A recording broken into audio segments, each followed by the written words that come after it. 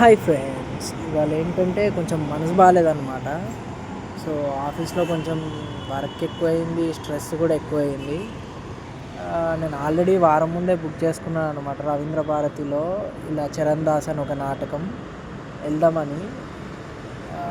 సర్లే ఇక ఆఫీస్ అయిపోయింది కదా అని చెప్పి మెట్రోలో లక్డీ కపుల్కి వెళ్ళా. అక్కడ నుంచి ఒక 400 మీటర్సే రవీంద్ర భారతి.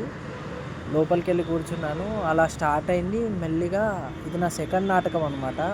యాక్చువల్లీ ఫస్ట్ నాటకం పోయిన వీక్లోనే సప్తపర్ణిలో మాయాబజార్ చూశాను. అది నాకు చాలా నచ్చింది. బట్ దానికి దీనికి చాలా డిఫరెన్స్ ఉంది. ఈ నాటకం చాలా డిఫరెంట్గా ఉంది. నాకు ఒక కొత్త ఎక్స్పీరియన్స్ని ఇచ్చింది. నాకు చాలా అంటే చాలా నచ్చింది. ఇంకా చరణ్ దాస్ అనే యాక్టింగ్ చేసిన ఒక అతనుడు, అతని పేరు బబ్లు. చాలా బాగా యాక్టింగ్ చేశాడు. నాకు చాలా ఇన్స్పైరింగ్ అనిపించింది అండ్ చూశాను.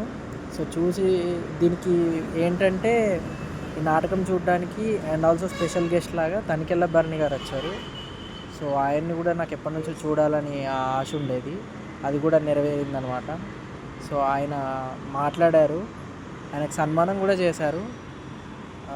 ఆయన చాలా గ్రేట్ వ్యక్తి. ఆయన కూడా నాటకాలంటే చాలా ఇష్టం అని చెప్పారు ఆయన. సో అలా ఆయన మాట్లాడారు. ఎప్పుడో రాసిన నాటకం ఉత్తర 1975లో దీన్ని శామ్మెడి గారు చిన్న చిత్రంగా తీశారండి. ఇన్నేళ్ళకి మళ్ళా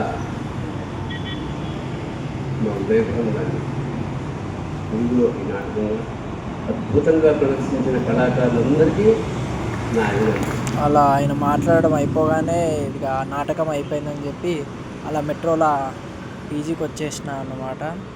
thank you friends. Bye friends.